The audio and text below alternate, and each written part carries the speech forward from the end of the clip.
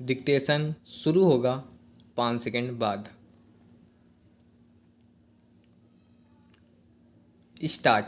शिक्षा का अर्थ केवल किसी विषय के ज्ञान का संग्रह नहीं, बल्कि बौद्धिक कौशल, विश्लेषणात्मक सोच तथा व्यवहारिक, सामाजिक और भावनात्मक क्षमताओं का विकास है। इसका जिम्मा शिक्षक के कंधों पर होता है, जो विद्यार्थी के भविष्य का निर्माण करता है।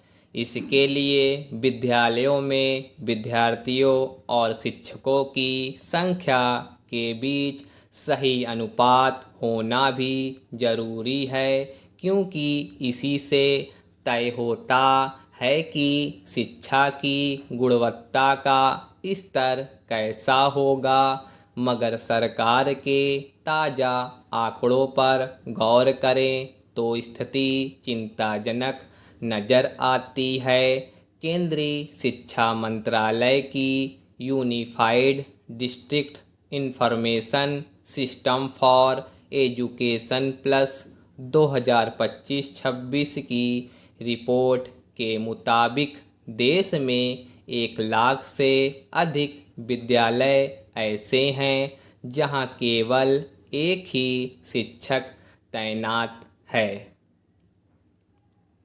इससे यह अंदाज़ा लगाना मुश्किल नहीं है कि इन विद्यालयों में शिक्षा की गुणवत्ता कैसी होगी। रिपोर्ट में एक और चौंकाने वाली जानकारी सामने आई है कि वर्ष 2023-24 और 2025-26 के बीच सरकारी विद्यालयों के दाखिले में करीब 86 लाख की कमी दर्ज की गई है।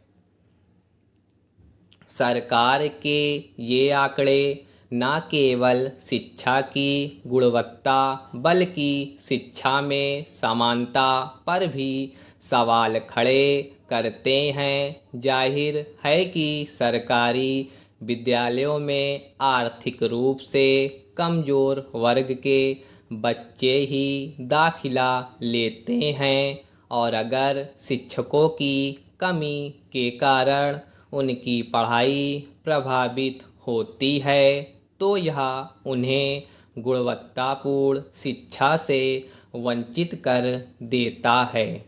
सरकार का तर्क है कि एक ही शिक्षक के सहारे संचालित किए जा रहे विद्यालयों की संख्या में वर्ष 2025-26 में उससे पहले के वर्ष की तुलना में कुछ कमी आई है। लेकिन क्या यह मामूली सुधार संतोषजनक स्थिति के लिए काफ़ी है? किसी विद्यालय में एक ही शिक्षक का होना यह दर्शाता है कि सरकार की शिक्षा नीति में खामियां हैं, जिनका खामियाजा विद्यार्थियों को भुगतना पड़ रहा है।